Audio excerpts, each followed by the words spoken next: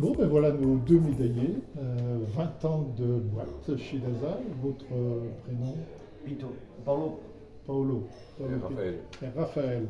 Donc ça fait 20 ans que vous êtes chez Daza, mais est-ce que vous avez commencé directement dans le métier ou vous avez fait un autre métier avant? j'ai commencé carrément dans le métier, mais pas chez Daza. J'ai fait encore un petit peu avant. Ouais. Et après, j'ai touché Daza parce que ça me plaisait les machines. Voilà.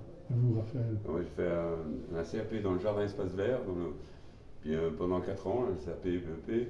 Puis sortie de l'école, j'avais fait des stages, donc déjà fait des broussailleuses et compagnie.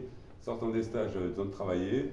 N'ayant pas de travail dans le jardin espace vert, je me suis retrouvé dans le travail public en intérim sur Annecy. Après, je suis arrivé à Daza. Je suis du genre. C'était pendant 20 ans. Voilà. C'est bien ça. Et qu'est-ce qui vous a fait choisir ces métiers, ce métier du bâtiment? Est-ce que c'était une volonté de votre part ou est-ce qu'on vous l'a imposé, vos parents vous ont dit ou comment ça s'est passé pour vous de choisir le métier?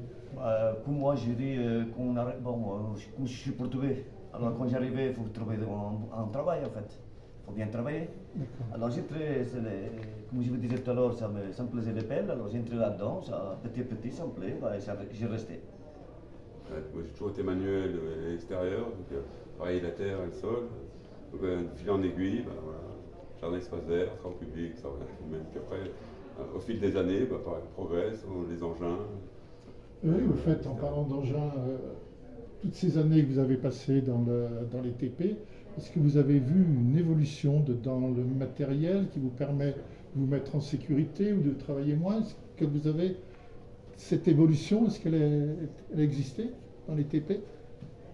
Mais, bien sûr. Là maintenant, par contre, j'ai commencé à 20 ans en arrière. Même les pelles, c'était pas confortable comme maintenant. Là maintenant, on a tout ce qu'il faut dans une pelle. Les clim, le poste, tout. On a tout. En fait, on a plus de.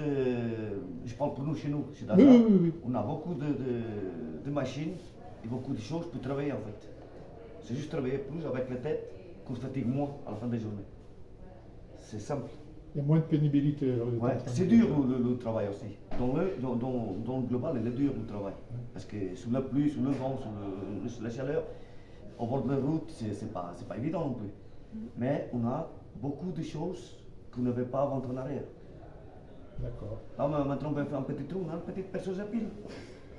Avant, on faisait comment? À la branche et la massette. Oui, c'est. Travailler des matériaux, avant on avait le boîte à main, maintenant on a le boîte à moteur, on cherche beaucoup plus. Ça permet de trimballer moins de matériaux qu'avec un camion, même niveau engin, quoi. On avait plusieurs tailles de pelles, que alors avant on avait une grosse pelle, puis il fallait faire les petits branchements à la main, alors que maintenant on a des toutes petites pelles qui passent dans les portes des portails, dans les paliers de maison, donc c'est vraiment bien évolué. Donc l'évolution est très Ah oui, positive. En 10-15 ans. Mais alors, qu'est-ce qui fait que maintenant on a du mal à trouver des gens à venir dans le bâtiment? Si vous dites que, je ne dis pas que le métier est pas difficile, mais à part ça quand même, Le vous êtes problème, beaucoup- vous voulez que je dise vraiment ce que je pense? Oui, allez-y. Le problème, c'est la France. Parce que maintenant, on paye pour qu'on reste à la maison. Ils sont au chômage. Le chômage, il touche 1200 balles par mois, ou 1300 balles. Pour toucher 1600 euros, il faut qu'ils se lèvent. Ils dépensent l'essence, il faut qu'ils viennent travailler. Ils touchent 1200, 1300 balles, ils ont encore des aides derrière. C'est ça la logique. C'est comme ça que ça se passe. Grosse question de volonté. Voilà. C'est vrai que celui qui veut travailler pour travailler, il faut aimer travailler. Celui qui ne veut pas se lever, il touchera pas forcément plus que ce que nous. Alors que nous, en ayant un salaire à peu près normal, on est dans la classe moyenne, donc on n'a pas d'aide, on a moins d'aide que ceux qui sont au chômage par exemple.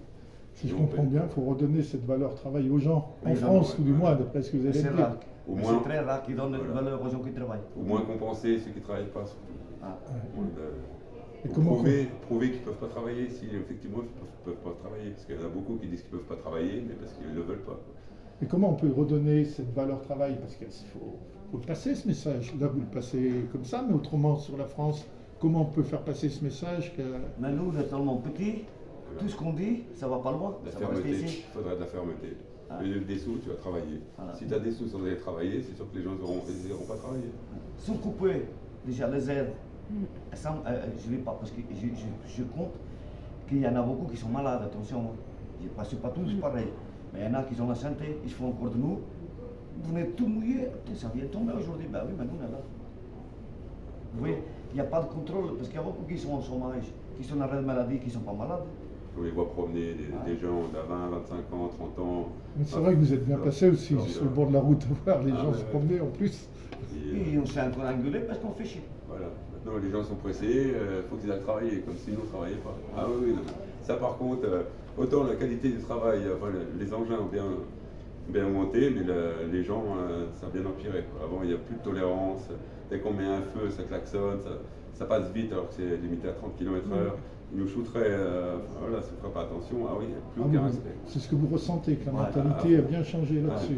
La mentalité des gens, c'est égoïste maintenant. Ouais, c'est des égoïstes. Ouais. Ouais. Mais bon, comme nous on aime notre métier, on fait avec. Ouais. C'est bien ça. Il y a la pénibilité, puis aussi les effets de travailler à bord des routes, les gaz d'échappement des voitures, les bruits, parce que la circulation, ça reste on a un métier bruyant, mais la circulation à longueur de journée, même avec les casques, c'est pénible aussi. Combien de temps il vous reste à faire avant la retraite? Au moins autant. Au moins autant. Il y a 20 ans. Si on nous Ça prend passait hier 64 ans. Ouais, normalement, je ne sais pas si ça va rester, mais oui, ça a passé 64 ans. 42 ans ou 44 ans de cotisation. J'ai commencé à travailler 18 ans. 22 ans, voilà. Et comment vous voyez votre vingtaine d'années encore à faire? Bah, déjà, positif, ça nous dégoûte un peu quand on voit les gens qui ne veulent pas bosser déjà, c'est que nous on travaille pour eux. Et nous, ça nous pousse encore un peu plus loin à travailler. Ouais. C'est tout, mais bon, on fait avec. Donc, des fois les statistiques, on a souvent déjà mal au dos après 20 ans de boîte, donc on se dit encore 20 ans. Ah bah 18 voilà. ans, 18 ans, faut que tu le fasses. Oui, voilà, ça c'est sûr. Ça, c'est sûr. Écoutez, merci d'avoir pris un Merci moment à vous. pour nous. Merci à vous. Et bonne Vas-y. continuation. Merci. Alors, bonjour, monsieur Cruz-Merny. Bonjour, Vous êtes le dirigeant directeur général de l'entreprise d'Aza, de l'entreprise déjà située sur Publi, si je ne me trompe pas. à Amphion. En Fion, Pont-de-Rance. même, ouais, dans le hameau. Le hameau de Amphion. Pont-de-Rance, en plus. Vous venez de mettre à l'honneur deux de vos employés qui ont 20 ans de présence dans votre société. Cela vous paraît exceptionnel à l'heure actuelle. Est-ce que votre constat est que les gens changent plusieurs fois d'entreprise au cours de leur carrière ou est-ce parce qu'ils changent de métier? La mise à l'honneur de deux salariés loyaux et fidèles, effectivement un acte exceptionnel, arrivé en fait à 20 ans de carrière dans la même entreprise, mais aujourd'hui c'est quelque chose qui devient une rareté. C'est pour ça qu'il faut les saluer. La médaille du travail est là pour ça. Et donc il y a une publication officielle en préfecture en janvier sur les médaillés, et notamment deux de mes salariés, Paolo Pinto et Raphaël Sage. Et pour vous, pour quelles raisons les gens ne restent plus longtemps dans la même entreprise? Le travail est devenu presque une consommation. Il n'y a plus forcément de fidélité à une entreprise comme ça pouvait se faire sur les générations précédentes. Il y a 5 ans de ça, on a fait 2 départs en retraite de personnes qui avaient fait 40 ans dans l'entreprise. Et à l'époque, voilà, c'était déjà le summum de ce qui pouvait se faire. Aujourd'hui, généralement, les salariés, entre 3 à 5 ans, voilà, c'est un peu le bout du monde. Vous en retrouvez facilement ou est-ce que ces gens qui quittent l'entreprise vont dans une autre entreprise ou ils changent de métier? Comment ça se passe à l'heure actuelle? C'est variable. Certains sortent tout simplement de la vie professionnelle. C'est très hétérogène. Aujourd'hui, en fait, il y a très peu de candidats. On a des annonces qui circulent quasiment toute l'année. Autant on a eu quelques candidats de choix pour répondre en fait à nos attentes en fin d'année. Mais toute l'année 2022, quasiment aucun candidat sur l'ensemble des annonces. 2022, c'est l'après-Covid? La Covid a fait du mal ou? C'est difficile à comprendre. Difficile à comprendre où sont passés on va dire les salariés d'une manière générale. Parce que vous en avez perdu pendant le Covid, si je comprends bien. On en a perdu quelques-uns, mais avec un turnover, on va dire un peu standard. On aurait quand même aimé avoir plus de salariés, c'est-à-dire permettre à l'entreprise de croître et de répondre en fait à de la demande de la part de nos clients. Mais on est dans l'incapacité en fait de renforcer les équipes, de gonfler les équipes, parce qu'en fait il n'y a pas de candidats. Donc j'ai bien compris, il y a le travail, mais ça manque les Il y a du ouvriers travail, pour le mais il faire. n'y a pas de bras pour le faire. Et l'avenir, vous le voyez comment alors, avec des raisonnements comme ça? Est-ce que ça va s'améliorer? L'avenir peut changer à une condition. La première, en fait, c'est une modification en fait, des contraintes légales.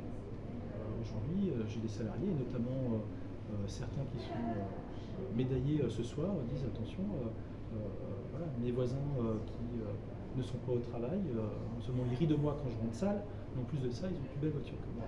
À quoi ça sert que je travaille? Et là, on est sur un système qui devient grave.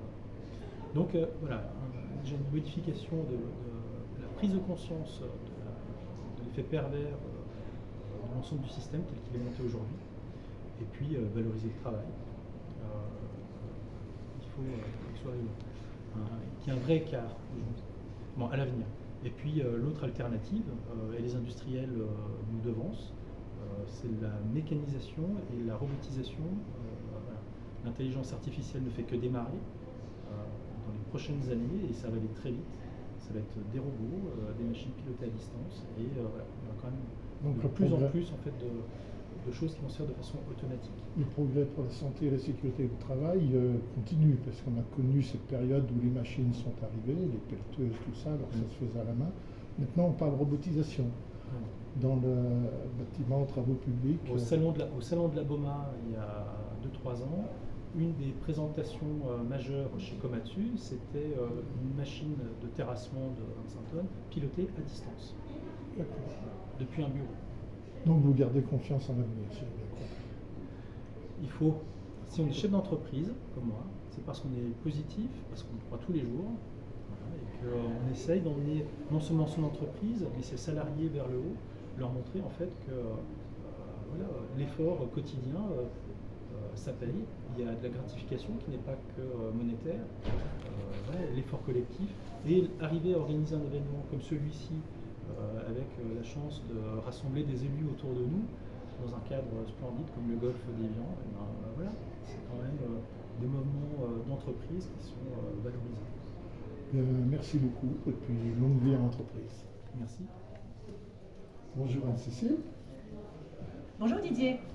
Le monde du travail a changé, on ne peut pas le contester, on est bien d'accord là-dessus. Si vous souhaitez faire des travaux dans votre maison, c'est difficile de trouver un professionnel disponible. De même dans beaucoup d'autres métiers d'ailleurs, l'hôtellerie, la restauration, et même chez les médecins généralistes. Comment appréhende-t-on l'avenir du travail dans la circonscription quand on est une députée? Alors on l'appréhende effectivement avec beaucoup de préoccupation. C'est extrêmement juste, cette problématique. C'est une vraie mutation sociétale à laquelle on assiste, hein, qui était déjà, on le constate, et puis on va dire que les grands penseurs l'avaient constaté déjà avant la Covid, qu'il y avait un début de mutation justement de la manière d'envisager la vie, le rapport au travail et le rapport au loisir. Et en fait, la Covid a sans doute précipité ça, précipité notre rapport au temps, notre rapport au loisir et de fait notre rapport au travail. Et effectivement, aujourd'hui, ce qui est vrai pour la circonscription, pour le Chablais, est aussi vrai pour toute la France de toute façon, c'est effectivement une difficulté de pouvoir recourir à la profession, qu'il s'agisse des artisans, qu'il s'agisse des médecins généralistes, mais spécialistes aussi, avec cette idée de peut-être, si on parle des médecins, de ne plus vouloir travailler comme avant. Et ce qui peut s'entendre, Donc finalement, c'est vraiment comment on peut accompagner cette mutation. Une des premières réponses, clairement, c'est de valoriser la valeur travail. C'est de remettre en place au centre de notre vie la valeur travail. Et effectivement, peut-être de moins accompagner, et c'est bien en ce sens qu'a été voté certaines lois sur la réforme de l'assurance chômage, de moins accompagner justement on va dire l'absence de travail. on va dire ça Mais comme dans ça. les métiers comme dans l'entreprise d'ASA, qui font partie des travaux publics, il y a quand même un mal à trouver du personnel. C'est-à-dire qu'on a l'impression que maintenant les gens ne veulent plus aller dans ce genre de travail. Avec tout ce qu'on en dit autour, tout ce qui est toute la pénibilité, tout ça, comment on va faire pour arriver à faire comprendre aux gens qu'on a besoin de ces maçons, de ces travailleurs qui aident à notre environnement quand même. Mais je pense qu'on paye aussi sans doute le prix très fort d'un manque de valorisation de l'apprentissage et des métiers artisanaux. Aujourd'hui, on se rend compte que tous ces métiers ont été insuffisamment valorisés.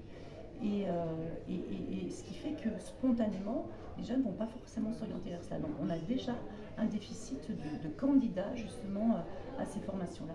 Après, effectivement, quand on voit une entreprise comme DASA, qui est quand même extrêmement vertueuse et qui montre depuis des nombreuses dizaines d'années d'installation dans notre chalet et à publier, que c'est une entreprise sécure, une entreprise stable, et puis qui prend soin de ses employés. Parce que je crois qu'inévitablement, pour faire la différence, justement, ce sera aussi comment on accompagne l'embauche de tous les artisans et des différents professionnels, sachant que spécifiquement chez nous, on a une concurrence terrible qui est la Suisse.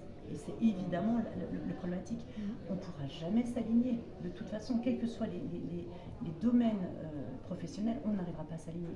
Donc c'est comment on fait de la différence en termes d'attractivité. Donc je pense qu'on peut le faire en termes d'action sociale. Et c'est bien là-dessus qu'on travaille aussi. Voilà, de conditions de travail. Je pense que sans cela, sans une forme de fidélisation à l'entreprise, on n'arrivera pas à sortir de cette difficulté-là. Il y a aussi le fait que dans les médias, de tout ce qu'on nous montre, on ne parle pas de ces métiers-là. On a plutôt tendance à nous montrer ces métiers faciles quand on est dans TikTok, quand on fait YouTubeur et tout ce qui s'ensuit. Est-ce que les jeunes n'ont pas l'impression que c'est tellement facile de gagner de l'argent aujourd'hui, on n'ira pas dans la drogue parce que là c'est encore pire. Mais est-ce qu'il n'y a pas un travail à faire là-dessus, autant sur les médias, sur cette presse qui doit nous montrer quelque chose de valorisant? Dans ces différentes professions, effectivement, mais je suis entièrement d'accord. C'est comment on arrive à communiquer différemment et comment on arrive à mettre un accent sur ces métiers qui sont indispensables et puis qui sont pas non plus forcément très visibles. On les connaît tous et on sait très bien qu'on en a tous besoin. Mais je crois que effectivement, et peut-être que ça peut passer par des campagnes de sensibilisation sur les réseaux, puisque c'est quand même les jeunes qu'on vise justement pour les formations. Mais bien sûr, tout comme il y a eu un défaut de la formation et de l'apprentissage, il y a un défaut de valorisation de ces métiers. Et on doit absolument aujourd'hui, et c'est encore une fois l'intention aussi de nos gouvernements à travers les différents plans qui ont été mis en place et les nombreux apprentissages qui ont été, contrats qui ont été signés sur le mandat précédent. Il y a une volonté affichée de valoriser l'apprentissage. Donc vous gardez une bonne confiance en l'avenir quand même, quand je vous vois parler. Je garde une bonne confiance en l'avenir. Pour autant, ça ne veut pas dire qu'il ne faut rien faire. Et cette confiance, elle doit absolument s'accompagner d'actions, de plans d'action concrets. Et qu'il s'agisse de l'échelle justement locale au niveau intercommunal, puisque c'est la compétence intercommunale, qu'à l'échelle départementale, régionale et au niveau de l'État, on doit effectivement à chacun des niveaux de compétences pouvoir accompagner des vrais plans qui nous permettent aujourd'hui de sécuriser ces métiers qui font aussi quand même la richesse de notre pays et évidemment sa force. Merci Anne-Cécile. Merci Didier.